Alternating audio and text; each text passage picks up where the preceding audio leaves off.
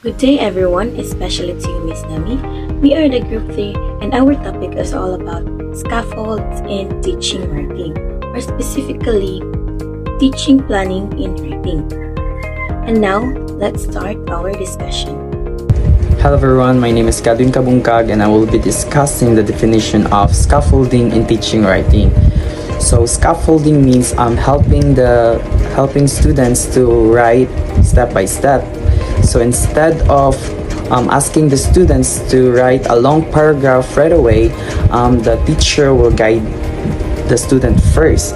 So this can be through by giving examples, outlines, or sentence starter. For an example, if the student's task is to write a paragraph, the teacher will guide him or her first, like introduction sentence, supporting details, and conclusion. So as the students get better, the teacher will remove the help so that the students can write on his or her own. Good day everyone, this is Lester John Esberdo and today we talked about the teaching in planning writing. So what do we mean by that? Teaching in planning writing, it requires structured process approach where planning is the vital first step. Effective writing plans help students arrange their thoughts, clarifying its purpose and prevent writer's block. So what is its purpose? Teaching in planning writing helps students to arrange their ideas logically so their writing flows smoothly instead of being messy or disorganized. It also avoids wasting time by preventing confusion or getting stuck in mid-writing. And the most important was it eliminates writer's block by giving a clear roadmap so they never have to ask what should I write next. So for example, a grade 4 class is tasked to write a short personal narrative about the unforgettable trip. So many students start writing right away, but soon they get stuck. And there's a tendency that they forgot to write about the important details like how they felt during that trip. So the teacher guides them planning chart first, and the teacher trying to ask themselves about when and where did it happen, who was with you, what was the interesting thing that happened during that trip, or what did you learn in that trip. Yeah. Then the second one is we have the importance of instructional scaffolding during the pre-writing phase. So what do we mean by that? It provides temporary support like graphic organizer, modeling, and brainstorming to lower cognitive load. So what is its purpose?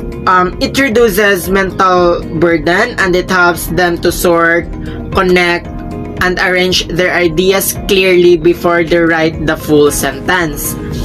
And most importantly was it helps the students focus only on gathering and organizing their ideas first. So for example, a grade 6 class needs to write an informational report about a local tourist spot here in Cebu. So like Magellan's Cruise. So there's and most of the students want to write about it but do not know what details to include and how the group information or where to start. So the teacher teach them to how to write with detailed information. So first, they list all facts they know about that tourist spot, or about its history, about its appearance, even its location and significance of that local tourist spot. Then the next is they make graphic organizers in order for them to know what to write next. So and by that, the students already has well organized information and no one feels lost when it is finally time draft the report. And that's all. Hi everyone, this is Roxy Choice Kabusa. So, before we start writing, it is important to think our ideas first. This is called pre-writing activities. The first one is free writing. Writing anything that comes to mind. Example, writing a random ideas about the topic without restriction. The second one is questioning. Asking question about the topic. Example, what, where, who, when. The third one is clustering, connecting all ideas around one topic. Example, the topic is school, teachers, students, or friends. The last one is making a list, listing all ideas.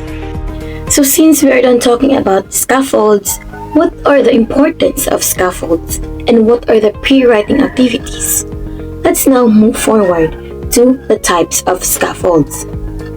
Hello once again everyone, I am Catherine Kate Crianza, and for today I am going to discuss about what are the types of scaffolds. So there are 4 types of scaffolds. In order for you to remember it easily, I have created or prepared an acronym. So we have V, G, O, M, C, P. So V stands for visual or visual scaffolds. From the word itself, visual, it is all about images or pictures. It encourages and helps students to understand and describe what they see. For example, showing a picture first about that certain scenario, or let's say the scenario is all about beach or vacation, no? Before asking the students to write about their perception about that certain scenario, which is the beach or vacation itself. Second is we have GO or graphic organizer. So we are very exposed about what is graphic organizer, right? So these are the tools that students use or help the students to organize their ideas logically. So for example, using a concept map to organize or summarize their ideas about the story. Or another example, the fishbone map, in which it shows the cause and effect. So the third one we have modeling. Modeling itself is all about the teacher is a model, or the teacher demonstrates first how to complete a writing task. For example, the teacher writes first the proper way or the proper introduction of an essay and explaining it step by step. So the fourth one and last one we have collaborative planning. So collaborative allows students to pair, interact, and brainstorm their ideas together with their peers, partners, or groups. For example, during groupings, students brainstorm their ideas for an essay writing about the topic silica or flood control. So once again, there are 4 types of scaffolds, which are V, G, O, M, C, P. V stands for visual or visual scaffolds. GO stands for graphic organizer. M stands for modeling. And the fourth one, CP, we have collaborative planning. So these 4 types of scaffolds help students or help to guide students in proper way of writing. I do in teaching models. The teacher demonstrates how to plan a piece of writing by thinking aloud. The students observe and learn the planning process. The purposes is it introduces the skills, it shows the students what a good planning looks like, and it gives a clear example. Example is situation. The class will write about my favorite holiday. Teacher activity. The teacher will create a mind mapping on the board while adding the ideas of family gathering, Christmas, giving gifts, to the students and explain why each idea is included. The students respond as the students watch, listen while asking questions. We do guided practices. The students and the teacher will work together to create a writing plan. The teacher will support the students by asking questions and giving support. The purposes is it allows the students to practice with guidance, build confidence, and encourage participation. Example, a situation. The class will write about the importance of exercise. Teacher's activity. The teacher will ask what are the benefits of exercise and share their ideas. And together, they will complete a graphic organizer. And in students' response, the students will contribute ideas and the teacher will provide feedbacks. Good day everyone, my name is Ken Joseph Seeger Sosa, and today I'll be the one to discuss the third step, the last but not the least, which is what we call you do. But before that, a quick review as what you have learned from the previous reporter, which is Miss Carbajosa. She discusses the first one, which is I do. And that step, the main focus there, or the main goal is the teacher. The teacher will be the role model. The teacher will be the one to discuss everything. The teacher will be the one to facilitate, guide the student of what the student needs to learn about that specific topic. And now, the second one is what we call we do. And in this step, the main focus here is the teacher and the student. What will happen here is the teacher and the student will collaborate to each other and they will interact to each other. While the teacher asking questions related to the topic, that the students will interact as well. The students will comprehend the teacher's questions and will answer it with their own understanding, their own opinion. Alright? And now, here it comes the third one, which is the last but not the least. And this is what we call you do. Because the main focus here is not the teacher. The teacher will not guide you anymore. The teacher will not facilitate you anymore because the teacher will just observe you. Okay? So what will gonna happen at this point? So the student independently play their role or their capacity. Okay?